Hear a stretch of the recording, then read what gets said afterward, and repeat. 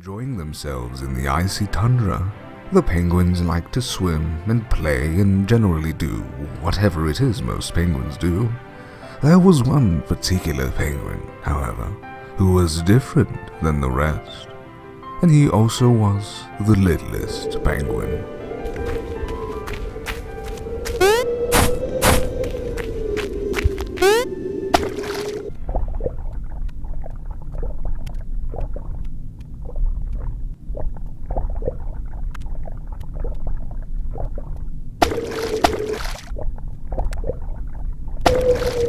The littlest penguin liked the other penguins well and fine enough, albeit in small doses. He was much more interested in going on adventures, and he felt that today could possibly be his best adventure yet.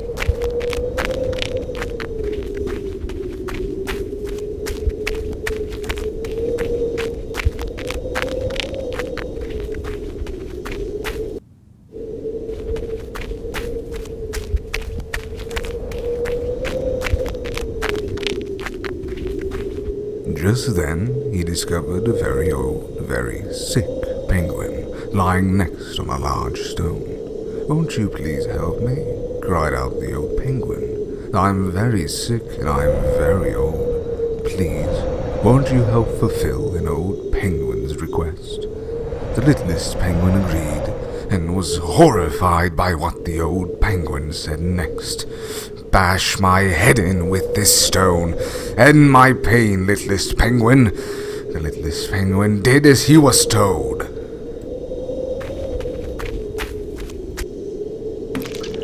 Something began to stir inside the littlest penguin after that.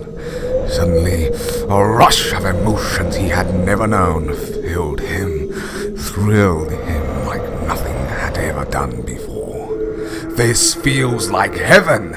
cried out the littlest penguin, who set out freshly driven, giving new direction to his adventure. If killing just one penguin felt that good, he thought to himself, "I wonder how it would be if I killed 10 penguins." And off he went to test his theory.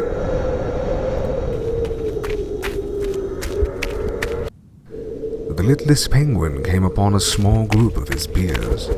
"This will do." The first one went down quickly, far easier than the littlest penguin would have thought. This spooked the others, but to his surprise, the littlest penguin found the more they ran, the greater his satisfaction when he finally beat them down.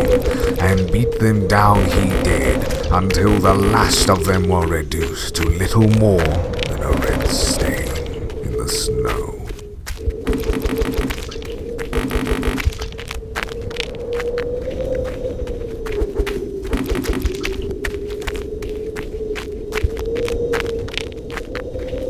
As he moved through the crowd in order to reach the other side, the littlest penguin felt the eyes upon him.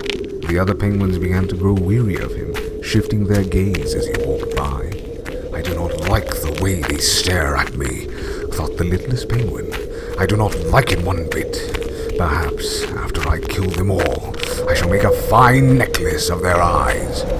This thought occupied the littlest penguin as the others wobbled nervously around him. "And perhaps a crown made from their beaks, so all can see and marvel at how beautiful I am."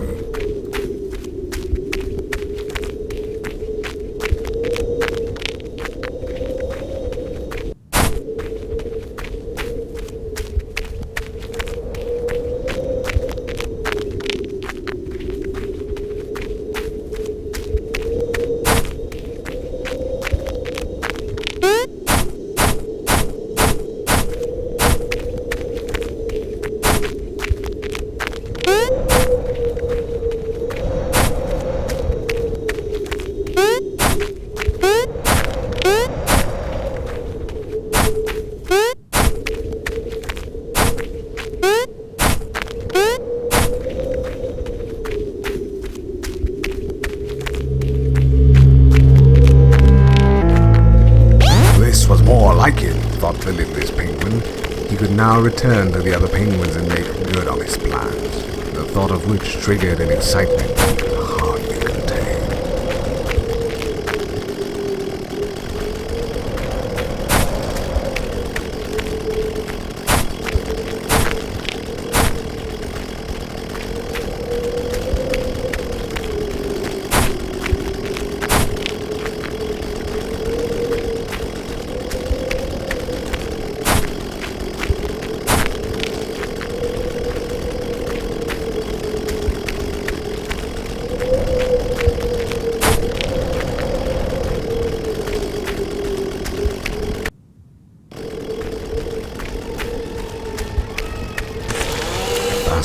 and faster they fell.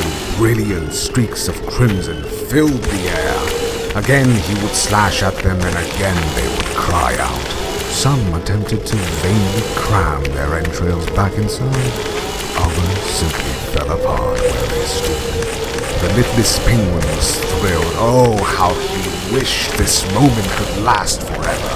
The screams, the panic, the rapture that pulsed inside of him. He could no sooner explain the magic behind his elation, any more than he could bring himself to stop. Not until every last penguin had been split apart.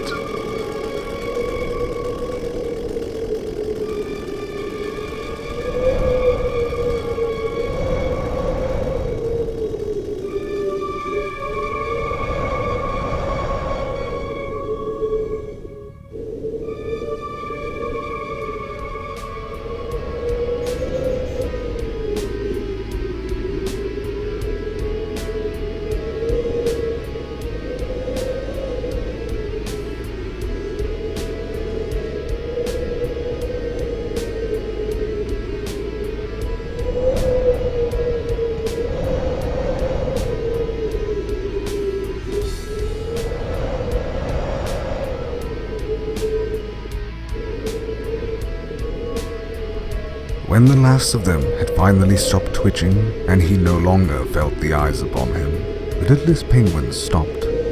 Breathing heavily, he surveyed the destruction he had wrought. They were all so beautiful now. Too beautiful, in fact. The ecstasy felt by the littlest penguin slowly faded, and an undeniable sense of emptiness began to take its place. It's not fair, he thought. They are all so beautiful now. Why can't I be beautiful like them? Why must I be the only one? It isn't fair. It just isn't fair. The littlest penguin looked at the chainsaw. The blood dripped off the teeth of the blade, almost glistening in the moonlight. Suddenly, the littlest penguin knew how to feel beautiful like the rest. He knew then what it was he must do.